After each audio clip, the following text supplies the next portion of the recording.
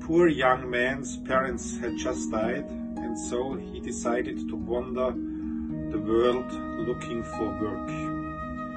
While walking in the woods, he happened upon an old woman making butter. He greeted her. "If you have time, you can help me," she said. "You will not leave unrewarded." "I've got time to spare," the young man said, and began to work. "You will become a nobleman," the old woman declared when they had finished. "Nobler than most of the noblemen in our country. There is a cottage in the woods where you will find a small horse. This is my payment to you." The young man thanked her and headed towards the cottage. He found the horse and rode on. After some time, the horse began to speak. "Dear friend, stop at the Golden Rose Inn. There you will find your fortune."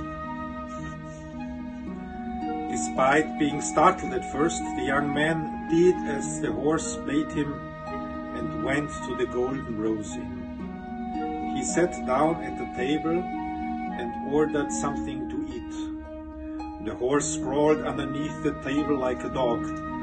A servant of the king was also at the inn, and the boy struck up a pleasant conversation with him. The servant told him of a great hunting trip that was due to take place the next day. He explained that the king thought the trip would be a failure because there was not enough wildlife. "No, no," the horse piped up.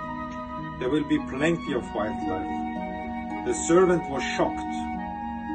"Where did that voice come from?" he cried. "Look under the table." "There was my little horse speaking," the young man replied. The servant returned to the castle and told the king what had happened. The king wanted to know if the horse's prediction would come to pass. The hunt started the following day.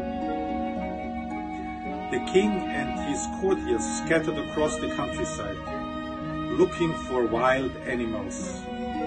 When darkness fell and everybody was back at the camp, they counted the animals.